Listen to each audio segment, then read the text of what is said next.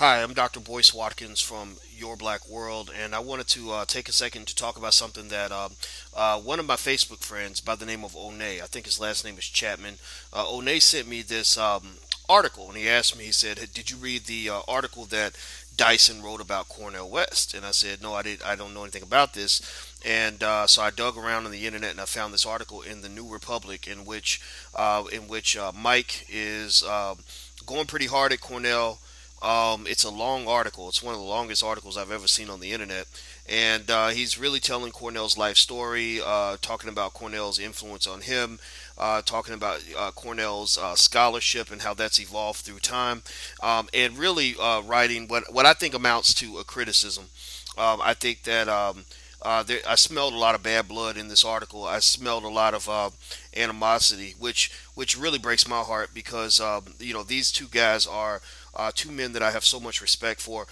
In fact, these were the first two public intellectuals I'd ever seen in my life. Back when I was in graduate school, I saw Dyson on BET just talking 100 miles an hour like he does, and he's so smooth, so eloquent. Far more eloquent than I'll ever be. So if you're looking for eloquence from me, you won't get it. I don't use the $50 words to give you $5 worth of information. That's not my style. But it sounds good. It works. He's a great orator. So is Dr. West. These are two great men. I know them. I would say fairly well. They're both in my cell phone, and I've talked to them extensively, individual, one-on-one, on multiple occasions. The third scholar I have to give a shout out to, which was one of my greatest influences, was Dr. Julianne Malveaux. And so, anyway, with that being said, I looked at this article and I just didn't get it. I'll admit, I just didn't understand. I asked myself, I said, why are we writing this article? What's the purpose? A lot of times when you see things that appear in media, whether it's liberal or conservative, a lot of times there's some sort of agenda there, and I'm trying to figure out what the agenda is. How did this conversation come up? Why was this topic selected? Did they come to Mike and did they say? And I guess I could text Mike and ask him. I will. I'm going to reach out because I certainly have no ill will toward him or Cornell or anything. But I'm just asking, did he approach them and say, I want to write this critique of Cornel West? Did they approach him and say, will you write this critique of Cornel West? I'd love to know why this was published, what the meaning of this really is, who benefits, how this is going to work. And the reason is that I will say, as a person who believes deeply in the value of black ownership and black control of our intellectual space, I become deeply concerned when I see white media outlets used as a platform for black people to box. It takes me back to Tupac, Biggie, East Coast, West Coast. These magazines, most of them, not owned by black people, pitting these two iconic hip hop figures against each other and giving them a platform to throw haymakers at each other in public. I effed your wife. You ain't jack. Whatever. Just attacking each other, and you saw how that ended. Neither Biggie nor Pac benefited from this battle. Neither one of them did. The only people who benefited was the white man who owned those magazines. You understand? And so I don't know anything about the New Republic. Maybe black people own it. I doubt it. It was created in 1914, back right before the Black Wall Street massacre, when white people took away our stuff, when we weren't allowed to pass anything to our children. So I doubt that black people are really in charge at the New Republic. But then again, I could be wrong. I can look into that. But I can just say that I'm not 100% sure why this was even necessary. And here's the thing. Now you've seen me criticize black people in media before, and you've even seen me go onto white media outlets and do that. Like CNN, where we talked about Lee Daniels and Empire. But I'm gonna tell you a secret. Here's my rule. I generally, and again, I can't say I've never violated this rule, so don't hold me to it too much. But I generally, when I'm in my right mind, I generally will not really go after a black public figure unless I feel that what he is doing is undeniably harmful, excuse me, to the African American community.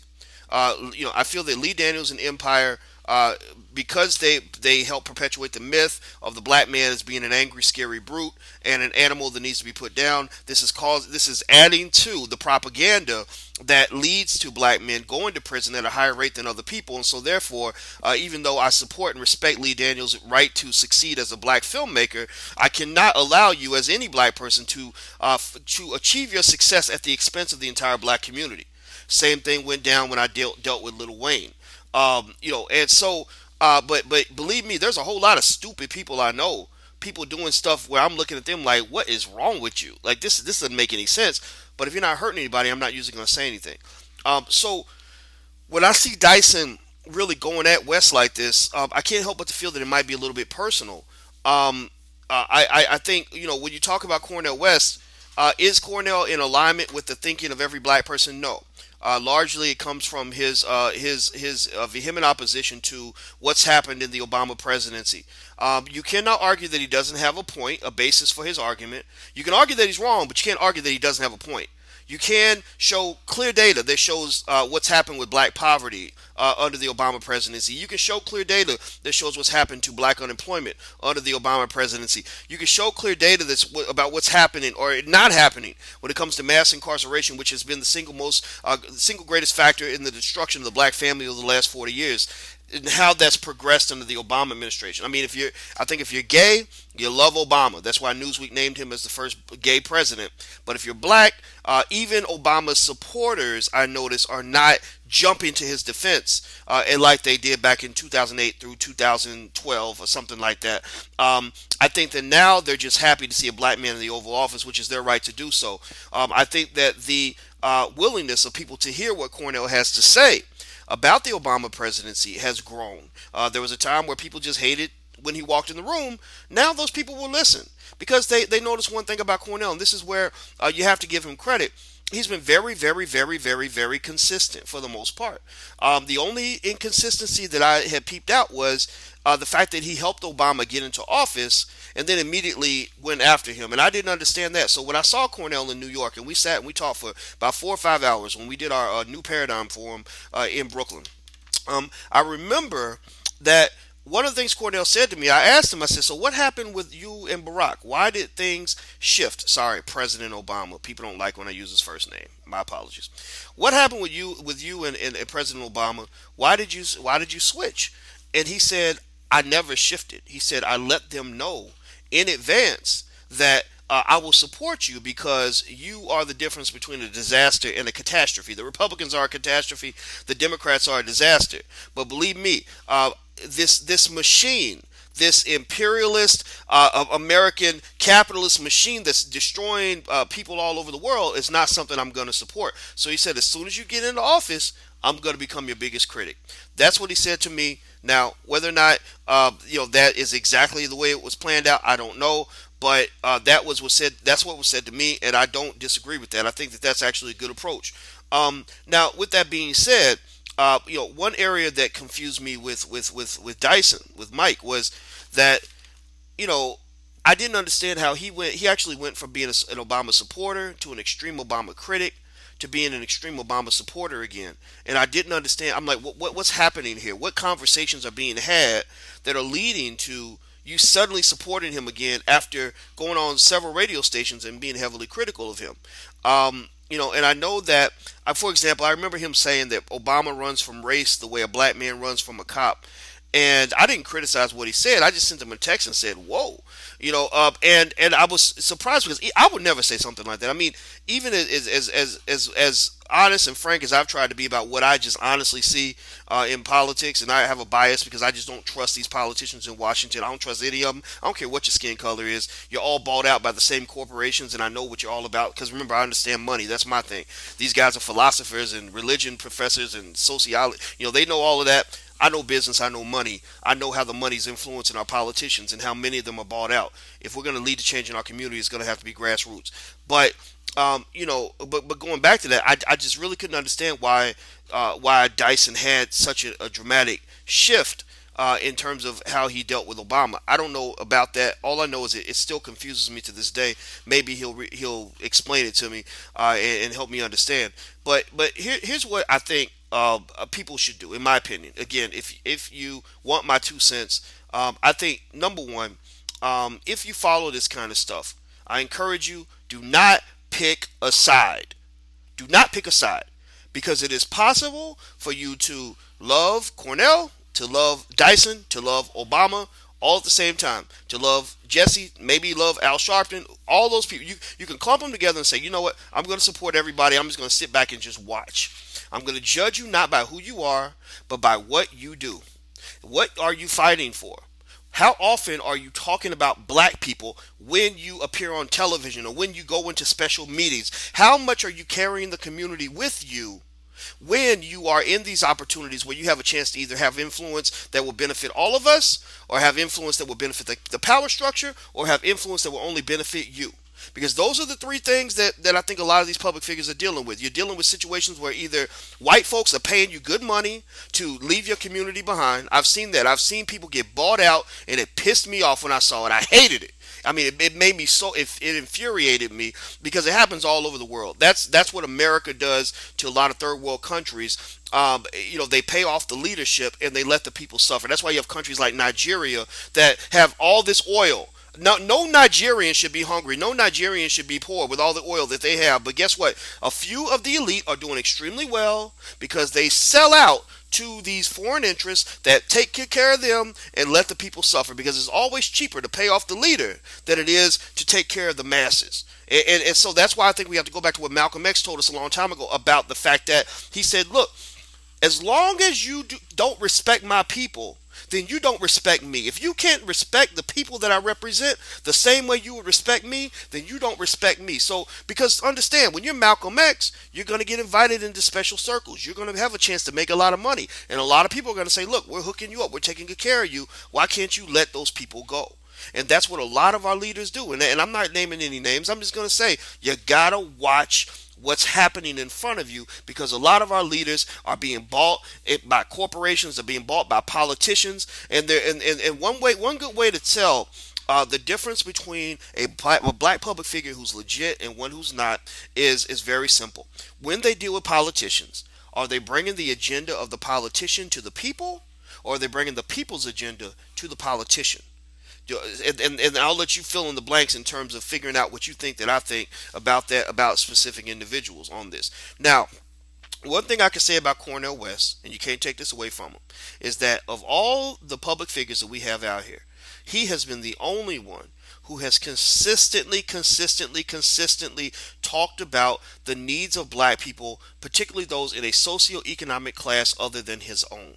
He's the only one who is out here losing friends, losing money, pissing people off, not because he's saying, I want a new Bentley or I want a new Benz. He's saying that because he's saying, look, you got black babies that are starving in the hood. You got black teenagers that are being murdered in the street. You got black men and women that are being incarcerated for 100 years for crimes they did not commit. He's the only one saying that. You're not hearing that from anybody. You're not hearing that from anybody. Think about that. Think about the last time you heard anybody in the Obama administration talk about mass incarceration and the effect it has had on the black family. Think about it. Please email me. Give me an example or a prototype of any time where this has happened. I don't think you're going to be able to find more examples than maybe you might find one. That's it. So if you want to know why I tend to ride with Cornel West, that's why. Not because I think Cornel West is perfect. I know he's not perfect. In fact, I didn't understand the thing with the inauguration tickets. I asked him about that when we talked, and he said, my mother wanted to go to the inauguration, and so that's exactly what I said. I thought he was going to tell me something different, but no, he confessed that the inauguration tickets were important because he worked hard to get Obama elected. He wanted his mother to go to the inauguration. I met Cornel West's mother a month ago. She's a wonderful, beautiful lady. So it's my mama. I want my mama to go too. Now, would I have mentioned that in the magazine? I don't think so, but everybody does things different. I mean, I'm sure there are things that I've done that they would never do, things that I've seen them do that I would never do.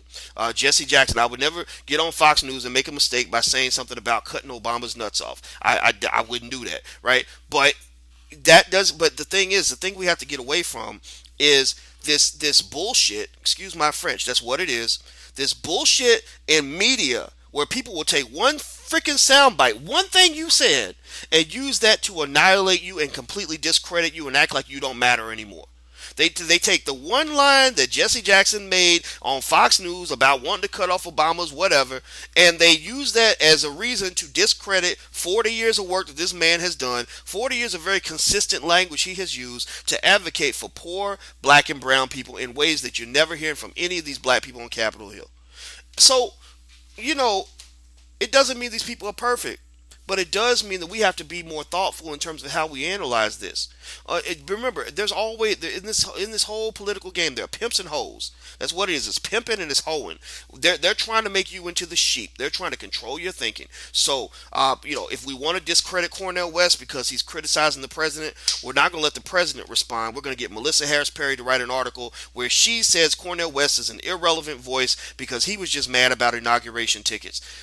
And people buy into that. Oh, he's just mad because he wanted inauguration tickets. Okay, what if he did? What if he wanted his mama to go to the inauguration? Okay, I'm sure your mama probably wanted to go too. A lot of y'all were lined up at the inauguration. So you'd probably been mad if you didn't get your tickets too. But what if that's the case? What if the inauguration tickets were the reason that he was angry or whatever? Does that mean that he does not have a point when he points out the fact that I want to say about half of all black children are still being born in poverty? Black people still can't get jobs. The entire economy has improved.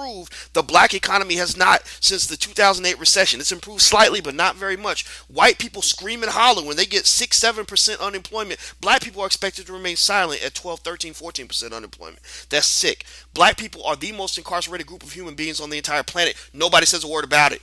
So, what I'm trying to say is this. I'm not trying to tell you that Cornell's right, Dyson's right, Jesse's right, Al's wrong. I'm not whatever. I'm not trying to say any of that. What I am trying to say to you is you have to look at actions. Actions speak louder than words. And you have to judge your leaders or your public figures or whatever these individuals are to you. Judge them not by what you think about them in an ex ante or before the fact basis. Judge them based on what they are doing. When they go on national television and they're speaking about issues, are they speaking language that sounds like it was fed to them by the Democratic Party? Because chances are when they're doing that, somebody's hooking them up, somebody's paying them to do that. Are they speaking language that represents the interests of the people, the masses, the individuals that we're supposed to represent? That's how you judge them. And then the other thing that's funny to me too is sometimes you may like somebody one day, and then another time you may dislike something else, something that they say the next week. But at the same time, all these individuals, in my opinion, should be on the same side, and that's to me the biggest problem I've seen in the last several years is that this whole Obama flap, this whole fighting over what Obama is and isn't doing, is created a divide, and they're playing this divide against us. They're saying, look, if we separate Jesse from Al, then we win because the black community loses. Black people would have no solidarity. We cannot address any aspect of the black agenda because black people don't have an agenda because they've never gotten together and actually express anything that they want. When you have individuals in the community that have consistently, year after year, repeatedly stated what they believe the black agenda to be, you've had that all over the place, but people don't want to hear it. They pretend like something isn't there and they want to feed into the myth that black people are so ignorant, disorganized that they don't know how to get together. These niggas can't come together to have one damn conversation to talk about what they want, so they must not want anything. But yet we are suffering more than anybody else. How stupid is that? How stupid is that? So I say use our common sense. Look, the other thing I'll say too is that when I see Dyson writing about Cornel West scholarship and whether or not it's been what it used to be, I don't doubt that Cornel West scholarship has changed. What I do think we need to think about too is how valuable are all these black scholars that are sitting behind the walls of the ivory tower and doing nothing for anybody but themselves, who are sitting back there writing a bunch of research papers that nobody's going to read but them and maybe 5 other people, who are doing things which they're talking over people's heads so nobody can understand what the hell they're talking about. They're using these long ass words to say simple ideas, and I say there's no greater reflection of your brilliance than the ability to communicate a complex idea with very simple language. But instead, academicians go the other direction. They take simple ideas and communicate them with very complex language. Now remember, we were educated in different sides of the spectrum. They were on the humanities side of campus. I'm on the business side. And to me, business, a lot of it's about efficiency. Black economic empowerment, that's part of business. I'm always thinking about efficiency. How do you accomplish the most in the most meaningful way, have the greatest impact with the most efficient use of resources? And in our case, I think that's critical because black people, if there's any other group of people in America that has to find a way to do a lot with very little, it's us. And so right now we're trying to rebuild. We don't have time to have these philosophical conversations about whether or not somebody's book should be in the such and such a journal that nobody cares about anyway. I mean, I don't know about it. I mean, I don't care about this stuff. I mean, I published more solo authored research papers than any faculty member in my department when I was at Syracuse. I did all the academic stuff, but guess what? I can tell you this. none of that work amounted to anything in the world. It's not going to help anybody. It's not going to help my people. It doesn't make any sense that we got all these scholars that have been intellectually hijacked because they run to the big white universities because they have the $20 billion endowments, and they're able to, well, not 20 billion, $1 billion, whatever it is, and they're able to sort of pretend like all the problems of the black community don't exist except in theory. And that's the problem with academia, in my opinion, is that many of us live in theory. We live in an intellectual version of Disneyland. And the real world is out there, and there's a point where we have to deal with the real world, and dealing with the real world requires a real world approach where you're efficient, you're effective, you're measuring yourself based on what you get done, based on who you help. Because I will say this: if your work as a scholar does not help anybody, then I'm sorry, I hate to tell you this, but you probably don't matter. You only matter in your own mind. You matter within your own little university, in your own little artificial world that's been created to incubate you from having to deal with with the problems with those niggas outside their wall. So, what I would say is that I go with George Frazier. Excuse my, excuse me, I keep choking. I go with George Frazier, who said that we don't need more PhDs in the black community. We need more PhDs, and we need individuals who are going to take their knowledge. Excuse me. I don't know why I'm choking. Who are going to take their knowledge, take their expertise, bring it to the community, and make our people better. And I think that's how all of us, as regular black folks, need to evaluate our scholars. That's how we need to evaluate our activists. That's how we need to evaluate our leaders. Are they making your life better? Are they making the life of people in your community better? If they're not making those lives better, then I don't really know what the purpose of all this is. So, long story short, what I'm going to say is this: my position on Dyson and West is going to be, number one, I'm not going to pick sides. Number two, I'm not going to read the New Republic very often. I'll read it because I like Michael, and I give him tremendous tribute for the influence that he's had on my career and the fact that I respect him as a colleague and as a friend. But I don't give a damn what these white people have to say about what's happening in the black community. I think it's time for us to move to a new millennium approach to what it means to be black in America, what it means to be a black person, what it means to be a black family, what it means to be a black community, what it means to be a black scholar, what it means to be a black leader, all those things. And part of what that means, in my opinion, is that we're not going to let these outside entities come in and control the conversations we're having with each other. We're not going to let them create divides that are going to destroy everybody. We're not going to let them create these Biggie Pac situations where they get in the ring, box it out, and at the end of the day, both of the Negroes are dead. I don't want to see Cornel coming back at Mike coming back at Cornel, because all that's going to happen is both of them are going to end up looking silly. Both of them are going to have their reputations destroyed because each person is going to be incentivized by this platform artificially created by the wealthy white man.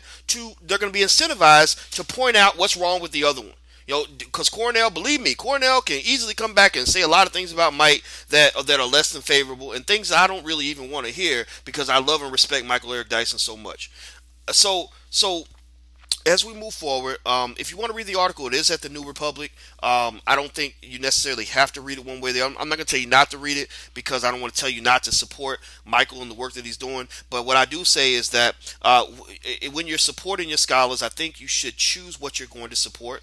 And I think you can support things that are productive and beneficial for the entire community, not things that are ultimately going to be destructive. Because once again, I really don't understand what happens, that what good can come when two of our most esteemed scholars are fighting in public. I just don't know what can come of that. If they're debating, that's one thing. You debate the ideas, you focus on the people, you focus on something other than yourself, right? So if they're getting together and they're debating the best way to help the community move forward, that makes perfect sense. If they're debating certain ideas that affect the black community or what should happen with the people, that's fine as well. But if they're debating over whether or not one scholar is as scholarly as he used to be, understand all this stuff that happens in white academia was created before they even invited us to the table. A lot of us as black scholars, we were trained like little monkeys to apply rules and to apply norms that we don't even know the origins of these norms. We don't know why things are done a certain way. We come into fields and they tell you, oh, well, this journal is more prestigious than that journal, and we believe it because that's what we were told. We were not there when somebody decided that this journal was more relevant than the other journal. And guess what? The black journal is always at the bottom. when you apply to PhD programs, the black school is always considered to be less qualified or less meaningful or less relevant or less whatever than the white school, right? So let's get out of this and really start thinking about what we're supposed to do as scholars. Scholars are supposed to be intellectual leaders. Intellectual leadership requires some degree of courage. Leadership always requires courage. It requires sacrifice. It requires focus on the people that you're meant to lead. That should be the primary issue. It shouldn't be all about who published the most articles in this bullshit journal that was created by a white man that we don't even know. That's my 2 cents. I don't know if that's going to come off nasty or not. Once again, I reiterate the fact that I owe everything to Michael, Eric Dyson, and Cornel West because they created me as the scholar that I am right now. If without them, there would be no me. So for that, I will always thank them. But now at this point, we're moving on to the 21st century. So now the article's out. I hope Cornell doesn't respond because I would hate to see this fight continue. It's time to move forward. Well, I'm Dr. Boyce Watkins, and by the way, we have a new film out called Resurrecting Black Wall Street. It's where we tell the story about the Black Wall Street atrocity as well as ways that we can build Black Wall Streets in the 21st century to develop our community and make our people better and stronger and more economically prosperous so we don't have to bow down to other people's empires. We can build empires of our own. You can check it out at resurrectingblackwallstreet.com. That's resurrectingblackwallstreet.com. I hope you will support because we are using this money to employ black people. So until we meet again, please stay strong, be blessed, and be educated. And I'm so sorry about all that coughing. I don't know what was going on. Take care. I'll talk to you soon. Peace.